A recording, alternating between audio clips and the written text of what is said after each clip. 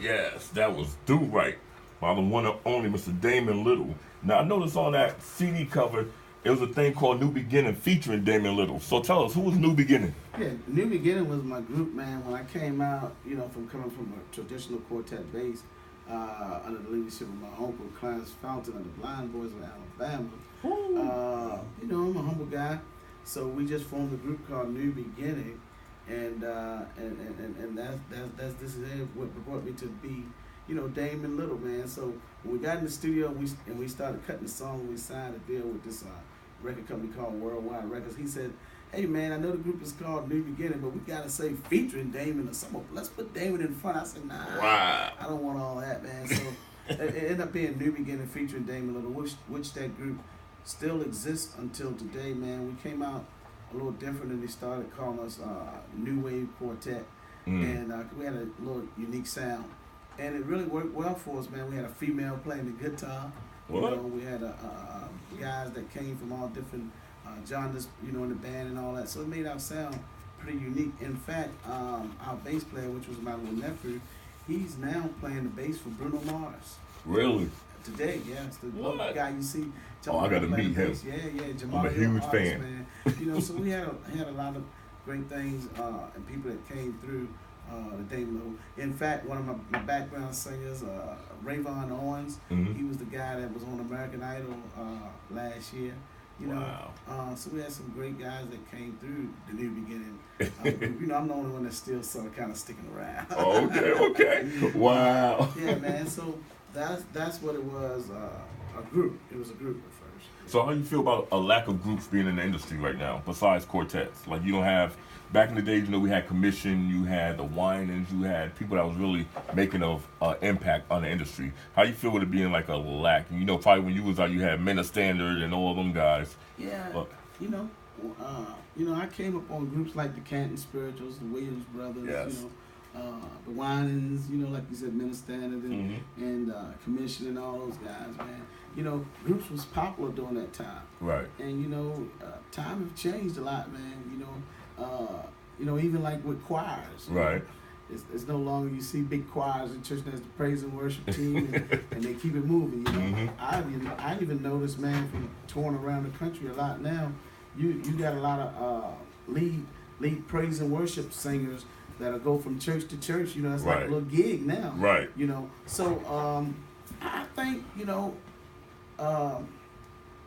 it could come back. With having a group, man. But I think it changed some too because it's so expensive to travel. Right. With a group and all that. You got 7-8 guys and the economy changed and so you basically now if you got 7-8 guys in a group and we used to travel on a van, but at the guys my size now you almost have to have a bus. So if you're not popular or don't have a hit record or not in demand, it's hard to travel like that. Right. So I think that's part of why there's not a lot of groups on the road, right now. And then in a group, it's not. I'm not being biased by saying this, but it's not. It's maybe be 10 guys in the group, but maybe 1 or 2 or 3 is carrying everything. Right. So guys have gotten smarter over the years. Yeah. Hey, let's use a track, or hey, let's do a duet, something like that, or just 2 or 3 people, and let's make it happen. Right. So but I love groups, man. I love groups. Cool. Now, are you signed to Kerry Douglas, or you just got featured on his CD? Well, on that Gospel Mix CD, yes. We did a partner deal on that Gospel Mix CD. Actually, I'm signed to myself, man. Really? The Bible said when I was a child, I acted as a child. Now I put away child's play. Okay. So I have my own money. I call my own shots, and I seek God first, and all of the things be added. So Kerry Douglas is where I started from years ago, man. We partnered, and so whatever we go forth to do now, if I pray about it and God say, hey, this is the direction I want you to go with, then we do it. But we have a great relationship. Not only is it a business partnership on this particular project, but we're brothers, and we make things happen, man.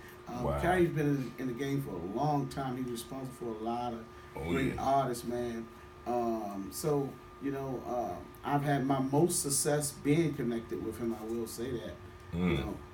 But we partner on what we do, so I can sort of kind of call my own shots. When it comes to a lot of things. Carrie Douglas presents the Gospel Mix. That CD featured a lot of heavy hitters. I say. Oh yeah. Because this was my first time, or my second time doing a worship song per se.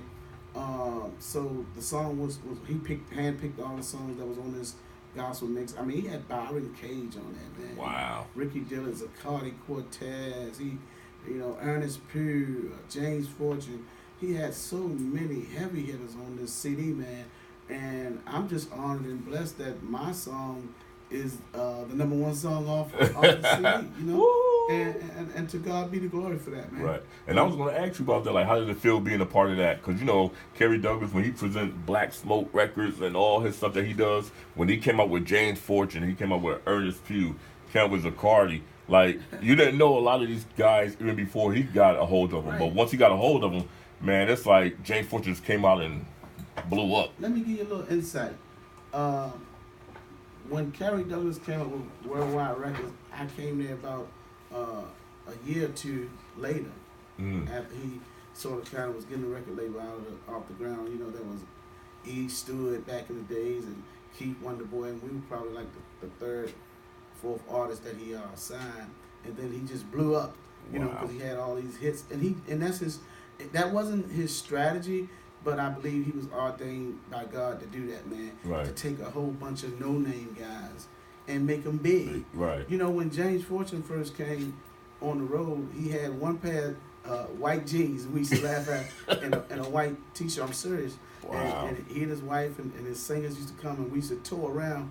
And I remember, going to different places. I mean, everywhere. Arkansas, Alabama, Texas, everywhere. And James was tagging along with us. Wow. And he was opening up the show, man. He used to say, he was singing You Survive. Mm-hmm. And he said, man, I got to do a quartet song. He said, man, that people not accepting me. And I never forget that Kerry Douglas told him, just keep right on, man. We're going to keep pushing, and you're going to be big. And I knew from that day to this day that James would probably be one of the biggest artists under the label, because that's the same thing that Kerry Douglas told me. Just keep on pushing. You're going to be big, man. And, Zacardi was with James at that time, singing a part of his group. And then Kerry did a solo project on Zacardi. But Kerry is responsible for a Damon Little, a Zacardi Cortez, a James Fortune. Evelyn turned teenager, God did it. He's responsible for her. She had been singing for 50 years. Woo. And cut that album with Kerry, and hey, and we laughed. We said, I don't know about that. The timing off, and that was the biggest record. Wow. Greg O'Quinn was with him. I mean, Kerry have a lot of, and then a lot of people don't realize that a lot of the other records that he did radio promotion on, like So Amazing by Ricky Dillon. Oh yeah. Kerry was behind that, but it just wasn't on his label. Wow. The Byron Cage song, Like No Other. Help by Erica Campbell. He was behind a lot. Donald Lawrence records. Some of Donald Lawrence records. I mean, he was behind a lot of records, man. People just didn't know it. So he's been around the industry a long time. I believe he's ordained to do what he do, man. Can't nobody do it like he does. Oh yeah, you got that right.